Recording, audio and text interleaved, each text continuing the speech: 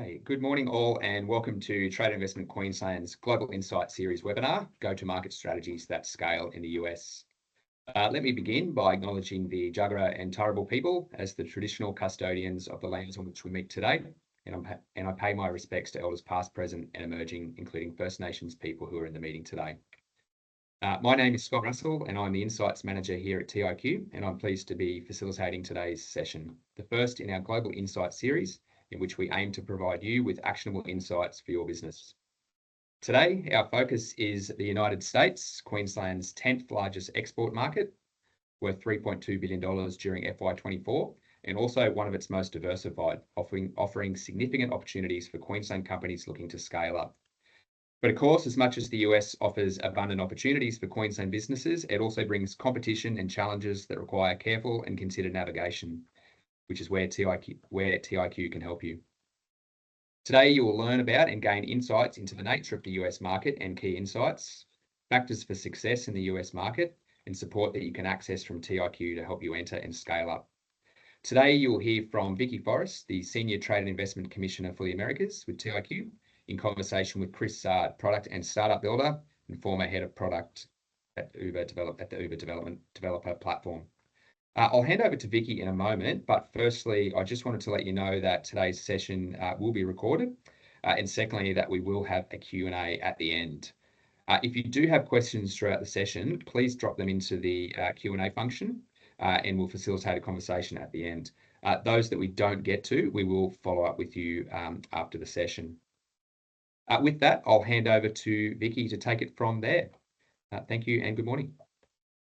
Scott, thank you so much, and thanks for all the great work that TIQ back in Brisbane have done to get this external session off the ground. I believe it's our first, and so we're excited that we've got a focus on the US for this session.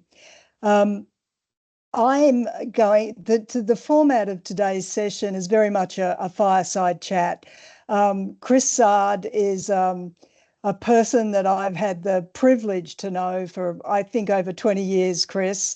Thanks, so. I was been in the US myself for about 24 years now, and very early on in those days of establishing myself here in this country, Chris came over for one of the programs I was running, and it was his first trip, I believe, to the US. And there's been a tremendous amount of water under the bridge since then.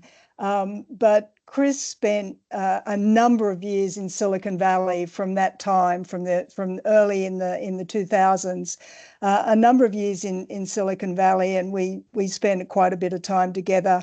And he's held a number of very significant roles, including, as Scott said, as the lead on Uber's developer platform. So has seen firsthand what true scaling in this market requires, and has been an intimate part of massive scaling that Uber did in its early years and continues to do.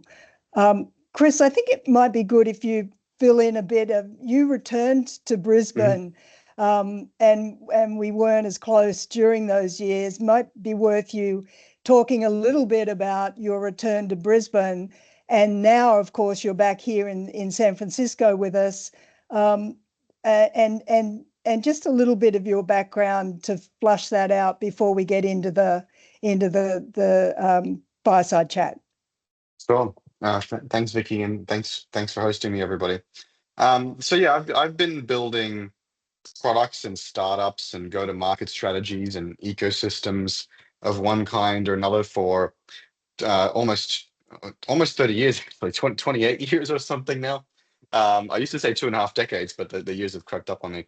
Yeah, I did maybe 10 of those years in Australia, in Brisbane, and about 12 years in Silicon Valley. And then I went back to Australia for about 5-6 years. And now I'm back here in Silicon Valley. Yeah, I was part of something called the Data Portability Project that helped coin that phrase, data portability, and emphasize user rights and data privacy. That's now since become part of the GDPR law in Europe. And I was part of a number of startups, of course, and venture scale startups, venture backed startups, and then of course part of Uber. Why did I go back to Australia? Well, you know, it was initially just a sabbatical. I was initially going back for like a week or a month, and then I found I found it nice to be back with my family, and then a month turned into finding an apartment for a year. I was like, oh, I'll just stay for a year, and then a month turned into meeting my now wife, and so that turned into 2 or 3 years. Then we hit COVID, and we bought a house and got married and had a kid, and so the time quickly flew by. But over there, I was doing what I'm still doing now, which is I'm advising companies all around the world in terms of how to think and act and move at Silicon Valley scale and speed, and to avoid dead ends and wasted time and small parochial thinking, and just fast forwarding to those venture scale outcomes as quickly as possible with as few mistakes and as little wasted capital as possible. So that's a bit of the story there. Great, thanks, Chris. So there's been real balance between Australia and Silicon Valley for you. So what's the primary difference between those two ecosystems, would you say? Yeah. So, I think one of my favorite things to do is understand the differences between Australia and Silicon Valley. And I say Silicon Valley specifically, not the US, right? The US is a kind of a theme park of towns that are very different from each other and states that are very different from each other. And so often people in Australia just kind of paint it with a broad brush. But I'm always quick to say I don't live in the US, I live in California. And I barely live in California. I live in San Francisco and Silicon Valley. So the primary difference, I would say, let me first say Australia is amazing. It's my home. I'm very proud Australian. I love Australia. It is, especially in Brisbane, it's warm, safe, sunny.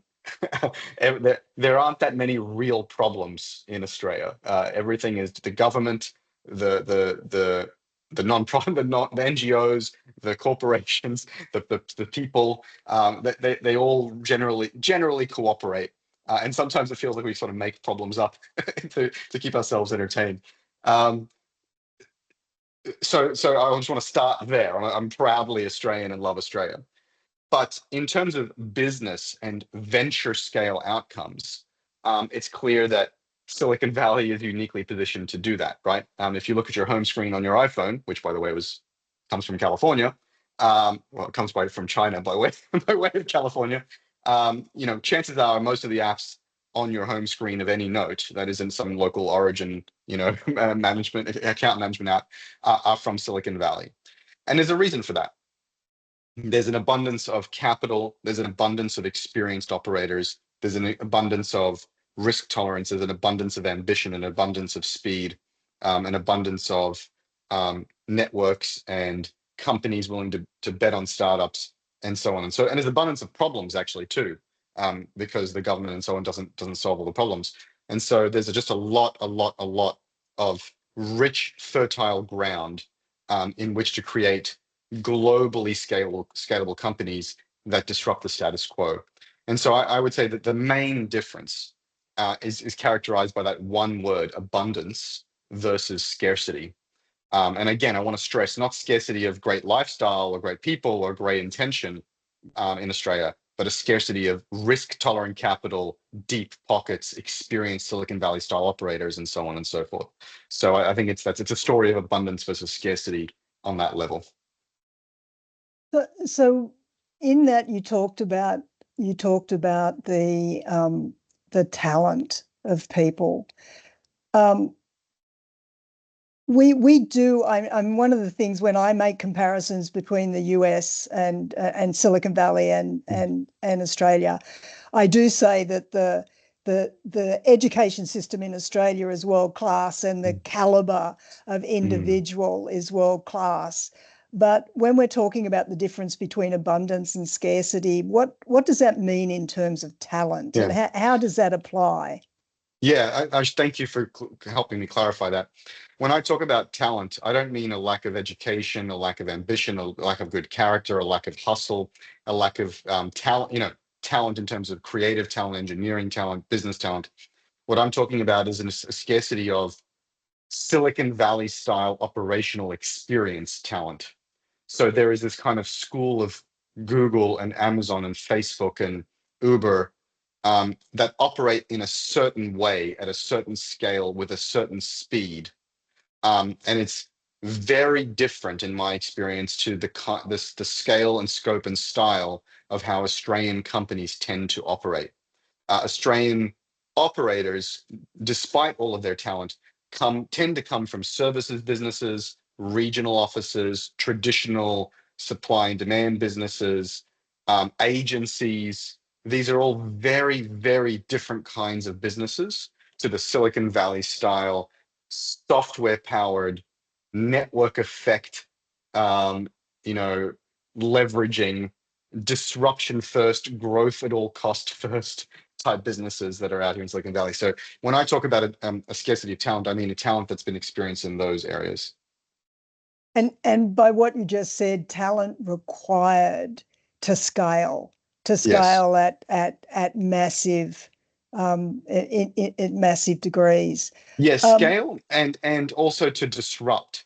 So the muscle memory of someone who comes from an agency, for example, a digital agency, tends to be, or from an Australian traditional business, corporate, it tends to be about and please forgive me, guys, I'm talking in generalities, tends to be about incrementalism in corporate life, or tends to be about, yes, the client is correct. I'm in an agency. How can I make their vision come to life? So it tends to be about saying yes, or it tends to be about fitting into a regulatory framework or a status quo or an ecosystem through partnership. And Silicon Valley mindset is the opposite of that. It tends to be about disruption, not incrementalism. It tends to be about full stack selling your own. I'll use a colorful metaphor here: selling your own shit, um, and not so much about partnering, fitting within frameworks, and sort of empowering a slightly better version of the status quo. So it tends to be more about disruption and disruption at scale. And so again, speaking in generalities here. yeah, and look, it's fine. Don't apologise for the generalities. We've only got an hour, so we're touching on the surface here. But Yeah, what you just talked about reminds me of risk and the risk tolerance that Australia is I think accused of, being risk intolerant.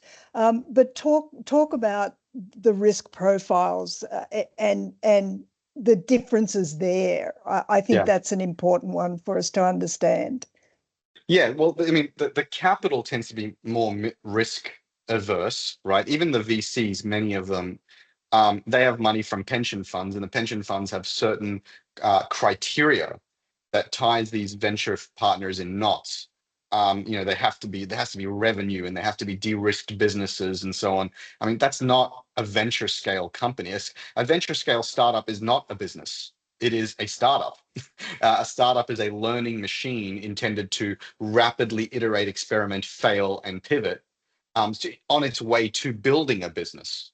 Whereas many of these pension funds want the VC firms to invest in businesses, and that's just not where the outsized returns are. So there's a scarcity around the kind of business they can invest in. There's a scarcity around the kind of business model they can partner with, support, right? They tend to want to do B2B because revenue there's perceived to be a shorter timeline to revenue with B2B, but B2B can also have all of these unintended consequences when you're trying to disrupt the status quo and can really limit the upside potential of a company in many cases. Um, there tends to be more risk aversion about the global market potential. There tends to be well, we'll start in Australia and we'll validate in Australia and go international. But of course, Australia is not a very good place to validate anything in many cases because the regulatory frameworks are tight. This population is sparse and small. The population tends to be a little bit more parochial and less willing to try things. People tend to be less willing to talk to each other and advocate for things. And so all of these things make Australia, A, more risky, and B, more risk averse. And so one might argue the risk aversion is rational in an environment characterized by scarcity and risk aversion. And so again, I'm not arguing here that Australians are irrational even, or that it's like confusing why there's scarcity and risk aversion. These things are all rational in an ecosystem of all the things we know.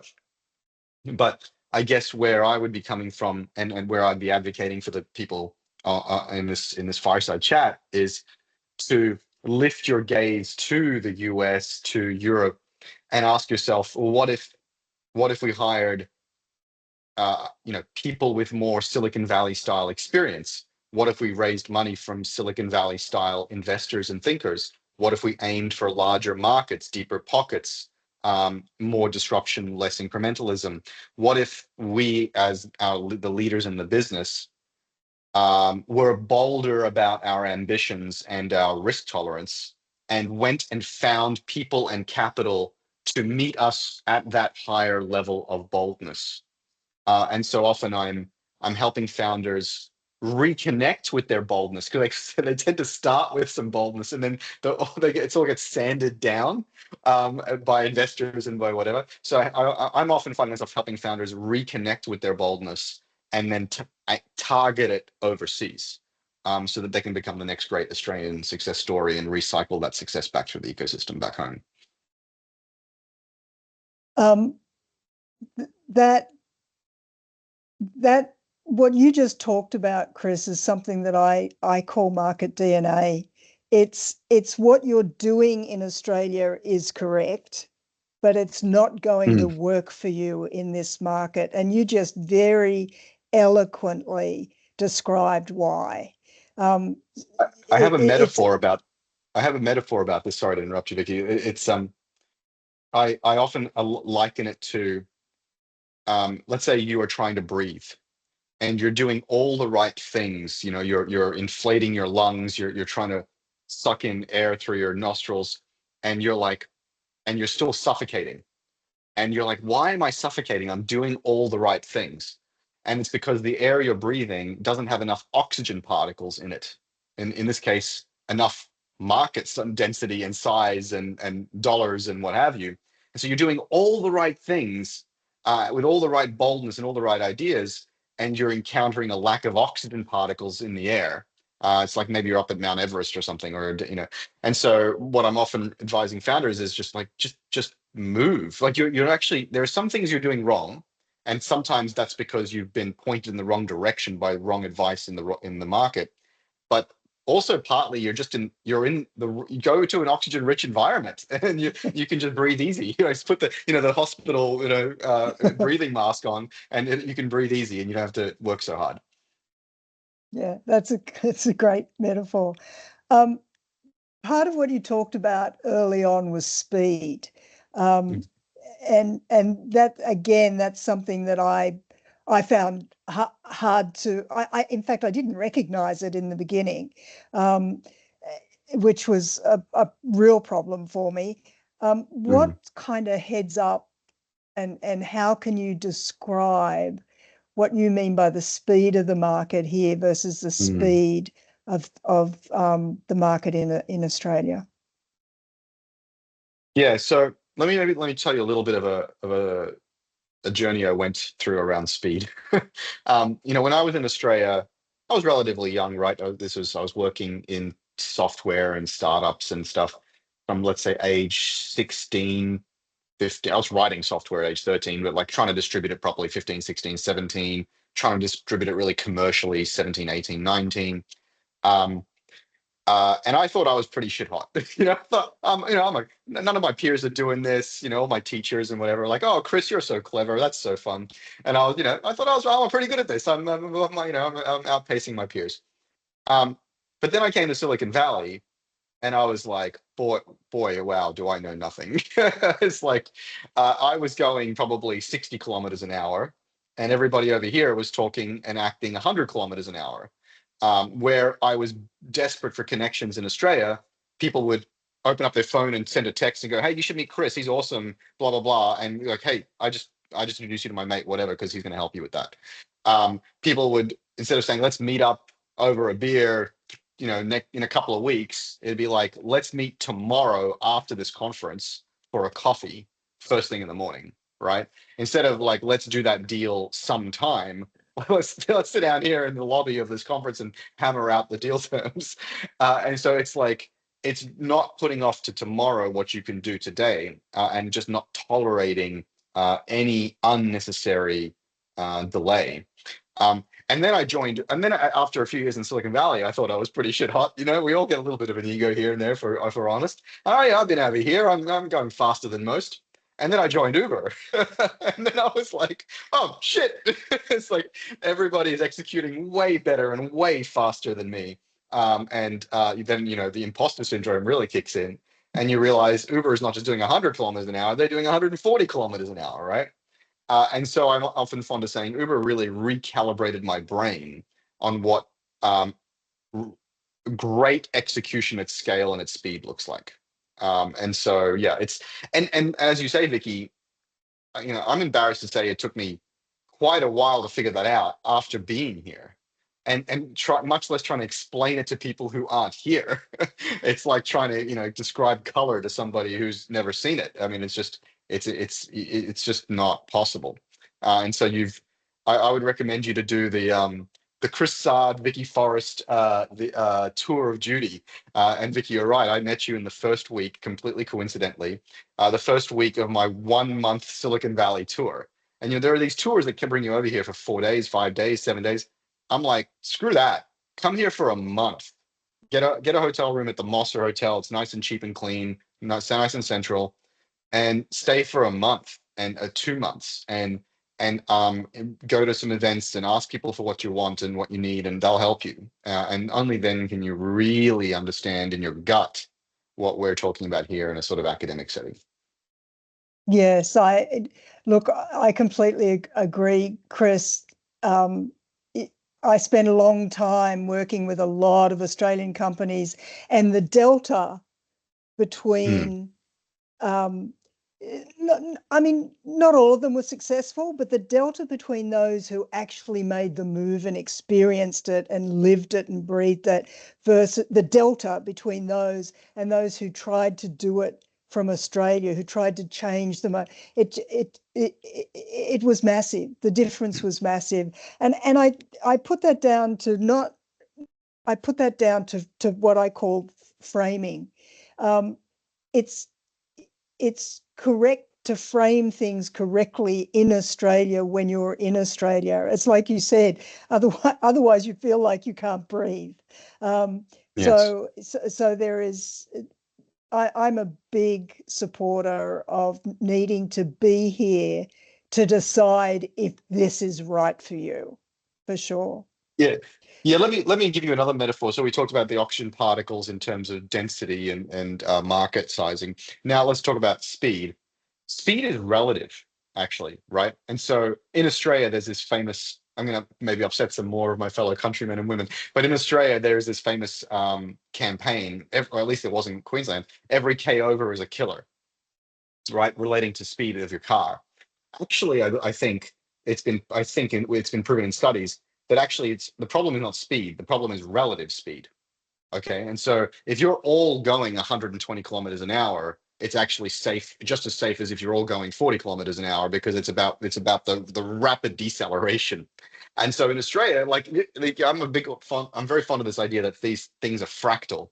So like, as Australia relates to speed of cars, it also relates to speed of business, as it relates to speed of life, as it relates to speed of everything, right?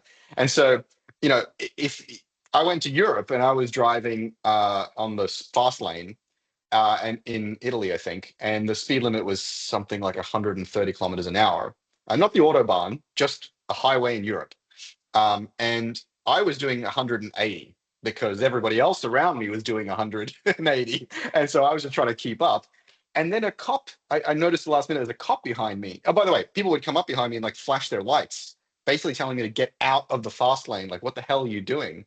And then I noticed a cop behind me, and I was like, "Oh shit, I'm so screwed. I'm doing, so many Ks over the limit." And the cop started flashing his headlights at me, telling me, "Get out of the way. Like, we're going." It's like, so I had to get out of the way from the cop. So that's just it's a funny example of, it's about relative speed. If everyone's around you is doing 180 kilometers an hour, you will just naturally end up doing 180 kilometers an hour. And actually, that's not less safe. Especially, it's not less safe in cars, and it's not less safe in business, because it's about time on bat. It's in startups, it's about iteration cycles, how many iteration cycles you can put into the world as quickly as you can, so you can learn quickly from the market, versus kind of being mired in indecision and academic debate. They were great true stories and analogies to business, speed in business. It makes me think about the fairly common model of companies that do make the move here. They build a customer facing team here, sales team, marketing team, customer support team, and often leave engineering back in Queensland. How have you got experience of that model, and how have you seen the speed with which the Silicon Valley team or the US team are moving versus and that massive interaction that's required for those building the product and building the roadmap and the timing on the roadmap, et cetera, et cetera. How do you see that works? Yeah, it's a really great question. Really, really great question. Look, everything we're talking about, startups and bigger businesses. I've been using the word startups a lot. What I really mean is companies that aspire to be agile, aspire to be software powered and AI powered. Which, by the way, if your company, almost irrelevant what your company is, if it's not aspiring to be software and AI powered, you're missing the boat, and you're really in trouble. And I'm talking about companies that aspire to be disruptive and create a lot of enterprise value and so on, right? So I keep using the word startup as a proxy for that, and that's perhaps imprecise language. This kind of activity is about maximizing probabilities, right? Nobody can be sitting on any fireside chat and guarantee you of anything. If you just do this, it's guaranteed to work, right? So we're only talking about maximizing probabilities. One of the ways you maximize probabilities is by having a big market with deep pockets, with experienced talent, experience in the way we're describing, and by going really, really fast. Now, if you can get that kind of speed and that kind of thinking from your Australian engineering team, that's fantastic. It's cheaper. The talent is cheaper there. There's less competition for it. You have probably friends and family and connections there, and so it's easier to build a team there. But I can tell you that I have worked with teams. I'll give you a good news example and a bad news example. So I have a good news example where I'm currently, as an advisor, the interim chief product officer for a public listed company called Microba. They're based in Brisbane. They have an engineering team, a product team, a design team, a whole team in Australia, in Brisbane City. They can't move that team. And so what they've done is leaned on me to help them reorganize their company, reorganize their corporate values, reorganize their product principles, reorganize their roadmap, so that it has speed built in. And then using the kind of tone of my voice and the level of my and the speed of my voice and the level of my enthusiasm to kind of recalibrate the speed at which that team is executing. So, and then also to help hire and interview and fire to change the mix of the team over there. And so that is absolutely possible. It takes a great deal of intention and a great deal of deliberative action and so on and so forth. That's a good news story. And I think that is possible for companies who truly deeply want to create that kind of change in their org, and with backing of the CEO and others. A bad news story is I tried to build a startup with a team, and I'll mention some countries just it's not to pick on any particular country, but this team happened to be in Russia. And we spent and another team I worked with happened to be in China. We spent most of our time trying to explain basic cultural context about why we were doing things the way we were doing them, and to achieve aesthetic results, like literally how the pixels look, the words, the engineering architecture, the business model. We had to keep explaining and re-explaining and re-explaining within an inch of its life to try to get them to build it and design it the way we wanted them to build and design it. And that just took massive cognitive load, re-engineering, re-engineering, re-engineering, and everything was just going massively slowly. Contrast that with working at Uber, where I would just breathe in the direction of the thing I was trying to achieve. And the engineer would go, right, how does that need to scale? How many users? Why are we doing that? Okay, I get it, I get it, I get it. They would just go off and build a fault tolerant, aesthetically beautiful, scalable, like everything would just work. And we didn't have to redo it. And so I've literally worked with teams where it's taken 18 months to do something that took, let's call it 8 to 14 days in another team. And the other team did it better. The execution was better.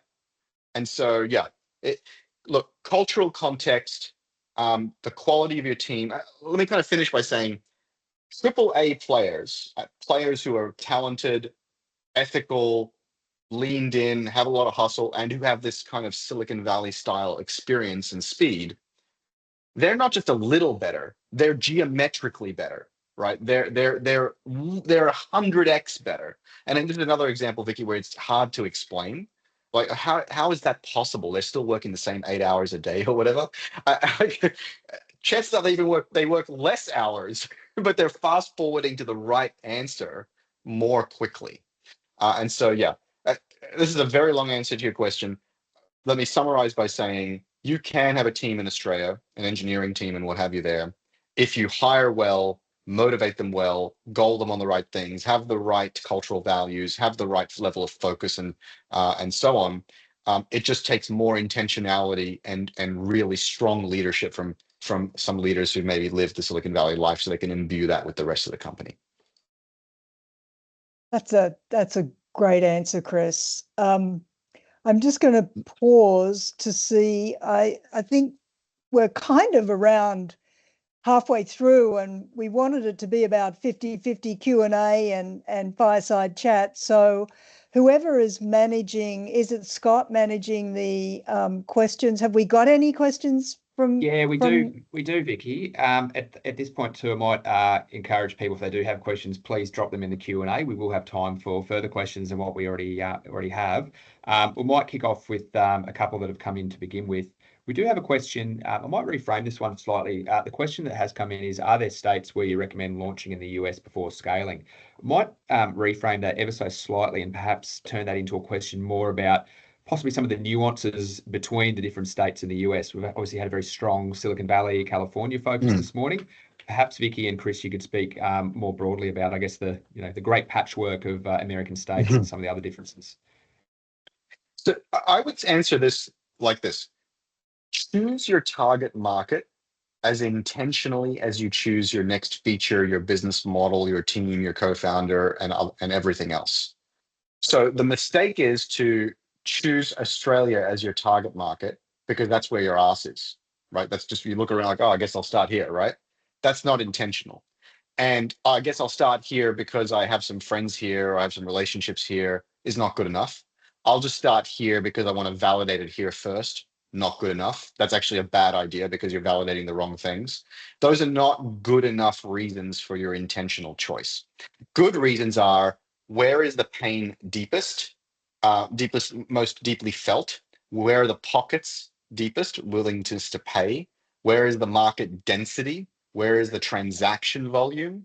Where is the regulatory environment, friendly? Where are there logical adjacent geographies, states or otherwise? Those kind of things. Okay, and so that's the rule of thumb, and so that should guide you to the right state, the right country, the right geography. If you're doing a tourism app or a beach lifestyle app, maybe it's Florida, maybe it's LA. If you're doing, cutting edge self-driving vehicles, maybe it's San Francisco, right? If you're doing med tech, maybe it's Boston, right? I don't think we can go through a map of all 50 states and give you the lay of the land there. But I think the general rule of thumb is choose your target market as intentionally as you would everything else. And again, there are bad reasons within that intentionality that are not good enough. And what I would add there, and Hannah, I'm happy for you to join in here, but picking your best first market is not you saying, well, I think I'll go to the US and UK. It is really driving to the level of analysis that Chris is talking about. And Hannah, do you want to talk a little about the tools and mechanisms and databases we've got available in TIQ to help a company make those decisions? Yes, so we do very thorough market intelligence for our clients. And that is through our government research facility. So that includes the market intelligence databases that are specific to your sector. So not just technology, but other ones as well. So we provide that support to our exporters. Great. Thanks, Scott. Thanks all. I think there was another question here come through from Stephen Everett in TIQ's Insights team. I think you've probably covered that with your answer there, Hannah, around for businesses looking for information to help define where their target market exists. Do you have any databases or sources you recommend? Was there anything further to add, or I think we've covered that one? Yeah. Look, I'll move on to a question from Ross Tilley in our regional network. His question is around the landing pad experience and any key benefits and adaptations learned from that. So let me talk to that, and it really talks, Chris, to a number of things that you've said. The landing pad is an Austrade service program, I should say. Really, it's a program. It's online and in person. I'm not an expert on it. Hannah may know more about it, but it's competitive to get into it. It's run a couple of times a year.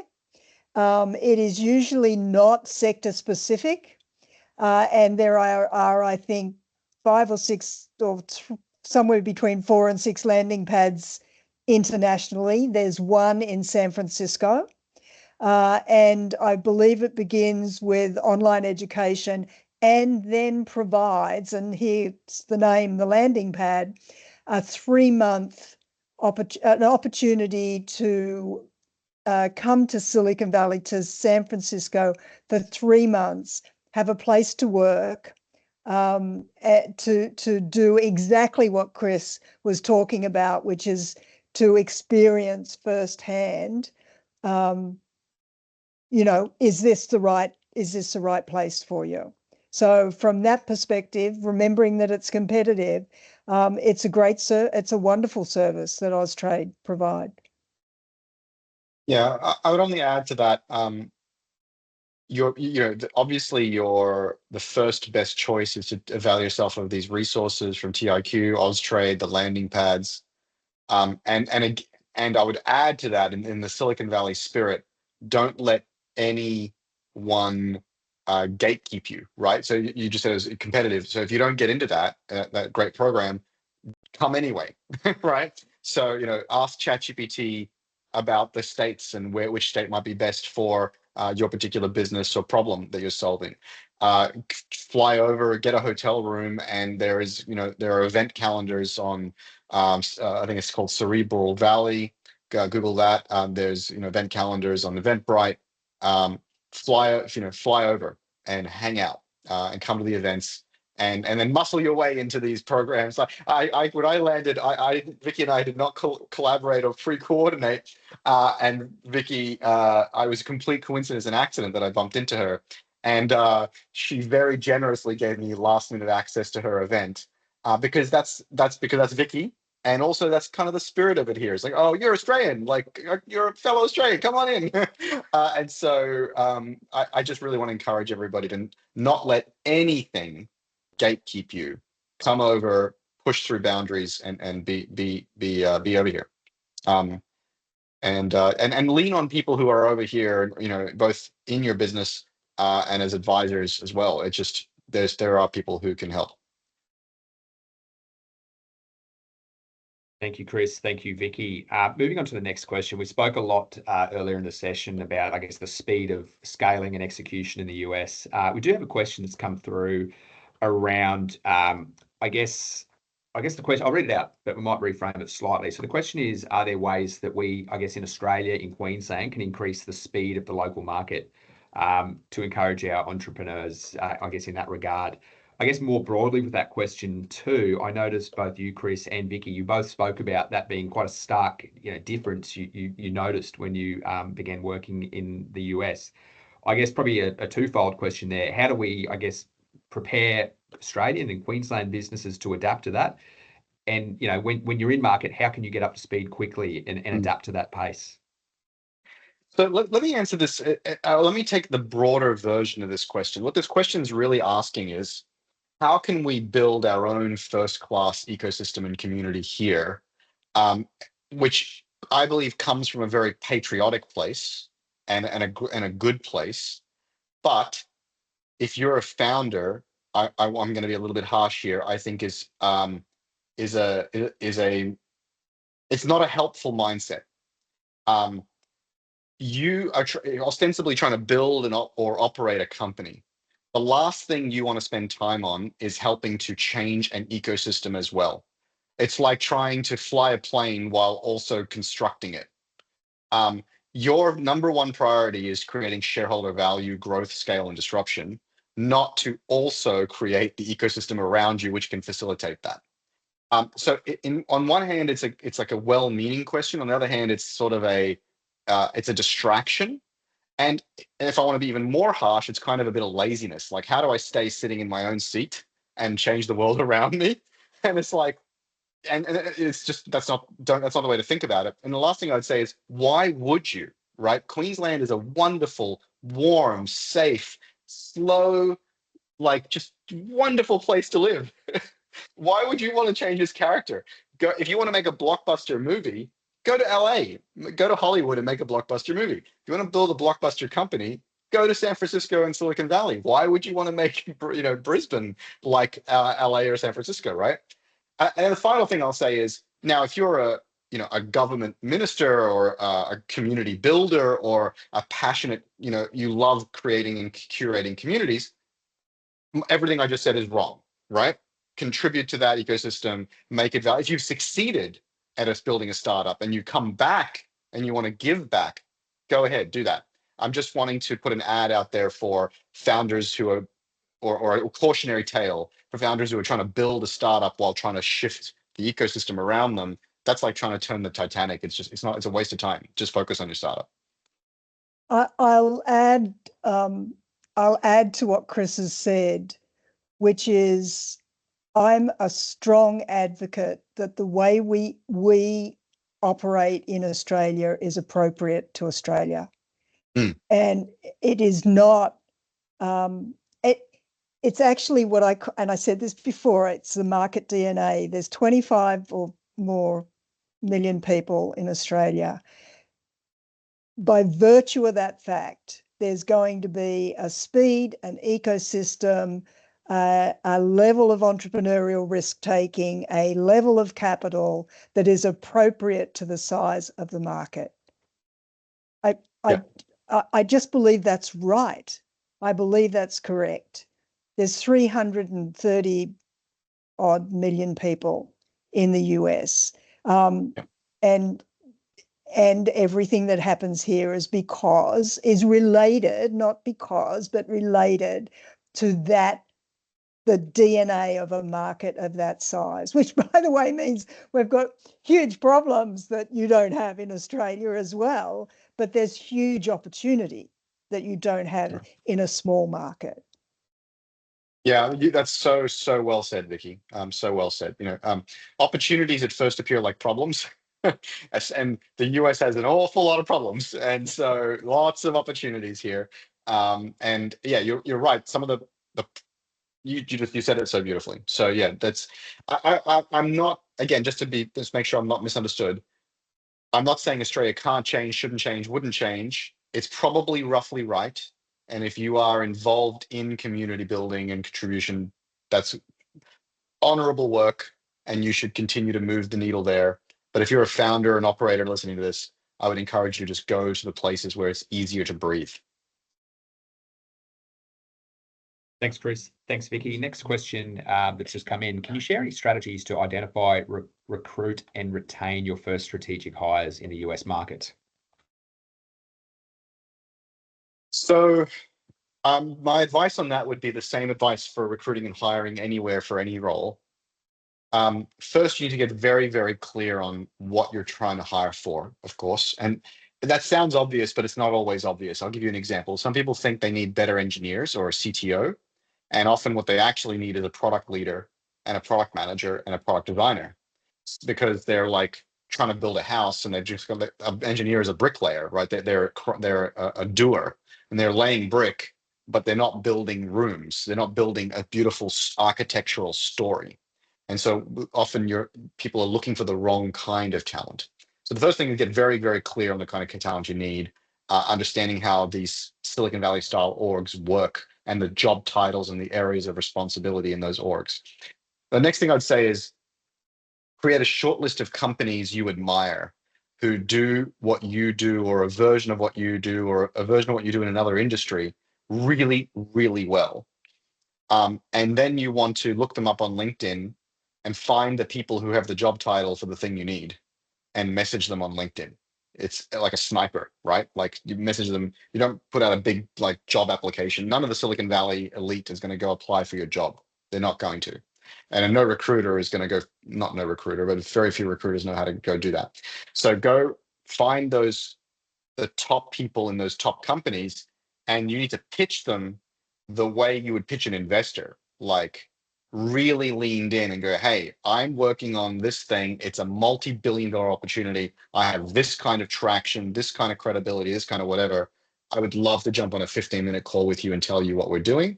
You know, as Steve Jobs once said to the guy from Pepsi, do you want to be selling sugar water for the rest of your life? Or do you want to come change the world? Do you want to be a cog in that well-established wheel? Or do you want to come take a piece of equity and build the next disruptor with me?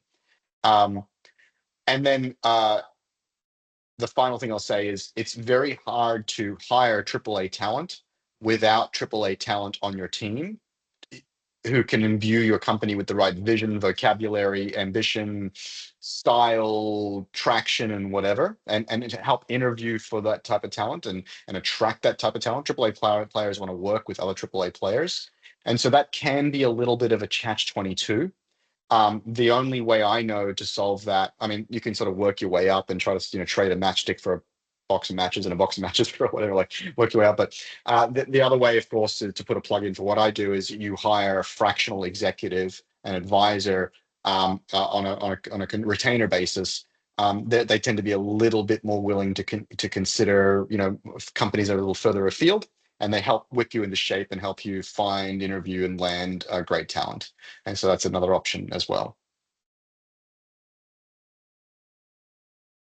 Thanks, Chris. Another example of some of those quite stark differences between doing business, I guess, here in Queensland and in Silicon Valley and the US more broadly. Look, it does lead into another question, which again, I think we have spoken a fair bit about this. The question is around cultural differences you've identified in the workplace between Australia and the US. Now, we have spoken quite a bit about that at the front end of the session. There is a follow-up question or comment to that. Silicon Valley is often depicted as an incredibly competitive environment. Is that the case? I mean, the answer is yes, but perhaps if you could elaborate on that a little bit more and possibly talk about some of the other cultural differences that we may not have covered in the session so far. Again, I want to go to the sponsoring thought behind the question, which seems to suggest that that you're not competing with Silicon Valley already by being in Queensland, and B, that somehow competition is bad. That's the kind of those are the fundamental premises of the question, right? Assuming that competitive equals bad. So yes, it's competitive, but you're competing with them whether you're here or not, right? So someone in Silicon Valley, an ex-Stanford student, is talking to his professor right now and a Sand Hill Road VC about raising $3, $4, $5 million seed round to go build the thing you're ostensibly building right now. I mean, I'm not kidding. That's actually happening. And they're going to come into the Australian market when sooner than you would like and disrupt your business. That's a fact. Like that's not a theory, okay? And so the only question is, do you know you're in competition with them, or do you not know? So that's number one. Number two is competition is great, right? This is a cultural difference where people look at competition and they go, oh, well, that's noisy, so I'm going to go do something else. That something else may be not a real problem. It may be not a real validated space. It may not be, there may not be a market created for it yet, right? And there's a real big misnomer in business, which is that first movers have an advantage. In software, that's almost never right. Never, almost never, right? VisiCalc was first and Excel won. Zimrides was and Zip Sidecar was first, but Uber won, right? Yahoo was and Alta Vista was first, but Google won, right? First mover advantage means nothing. It's actually first to scale that matters.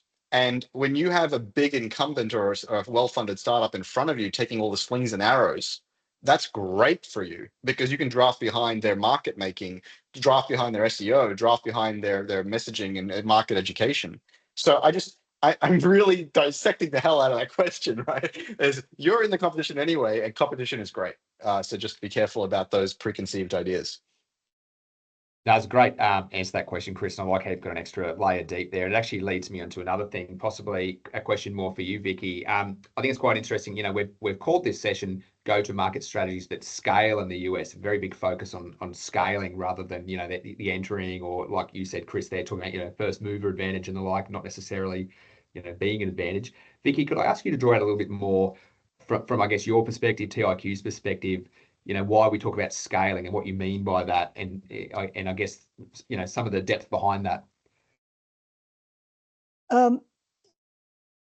It comes from my personal experience that if you're going to spend a majority of your waking life doing something, you want to have a big impact. I think most people think that way. Certainly all entrepreneurs think that way. Everyone starting their own business thinks that way. So the way to change, the way to have an impact is to change the lives of hundreds of millions of people.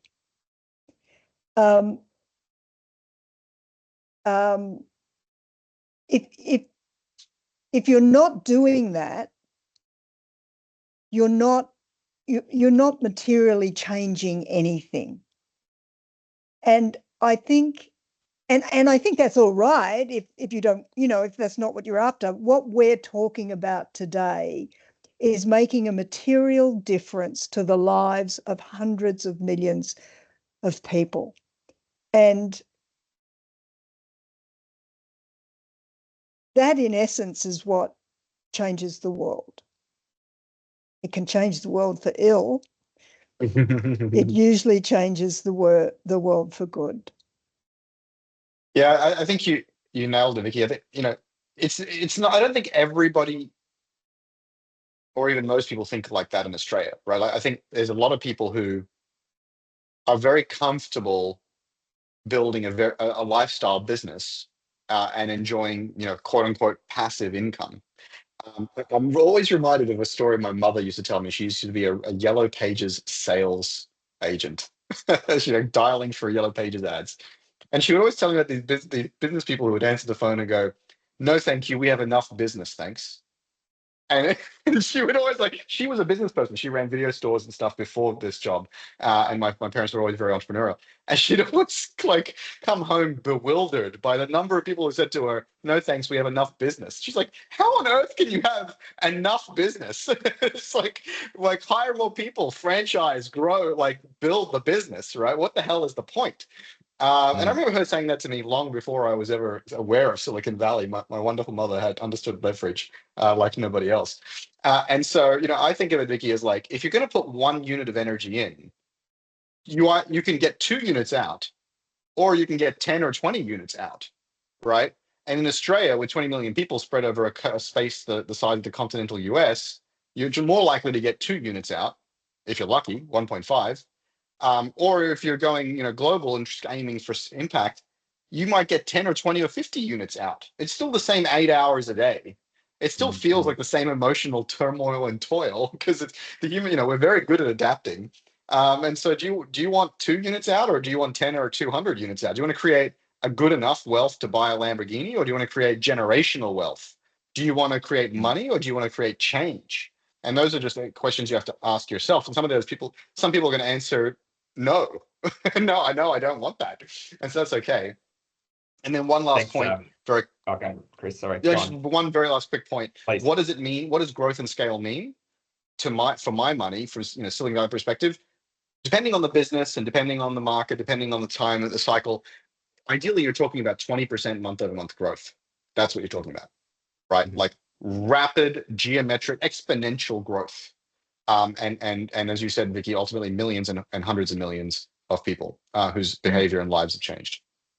And Thanks, Chris. and sorry, I know you're going to wrap up, Scott. So no, good, Viki, one thing I do want to add there is this session today is about scale.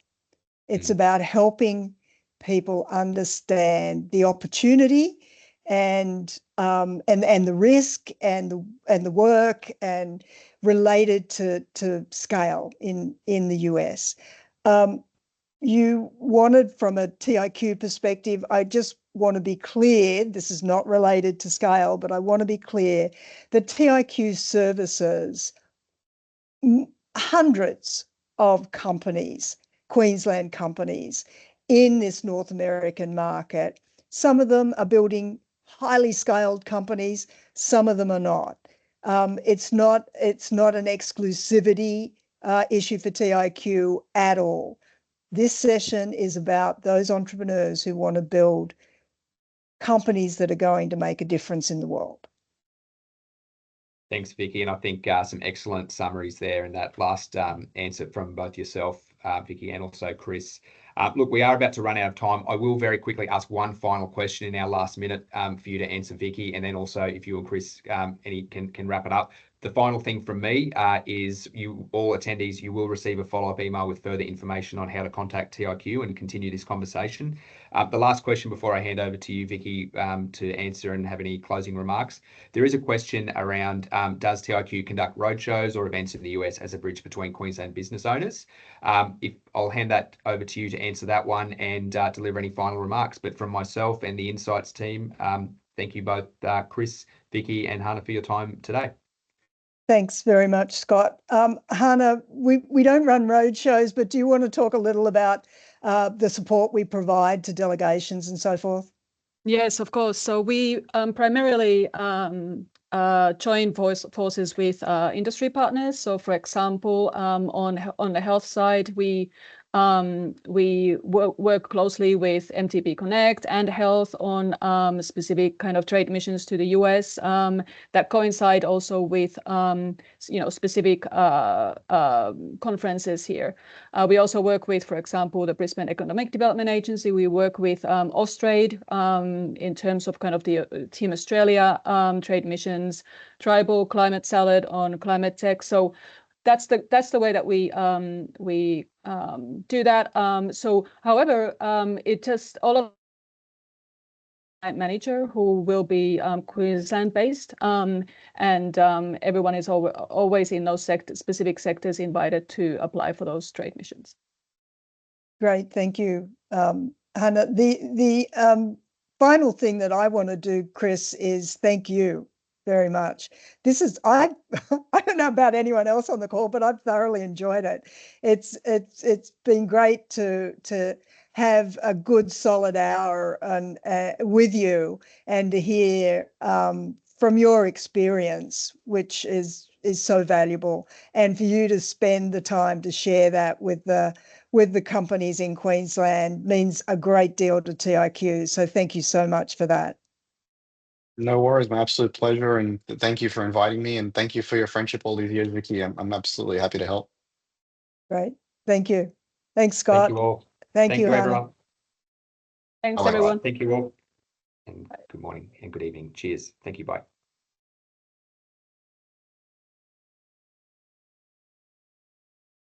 Alrighty.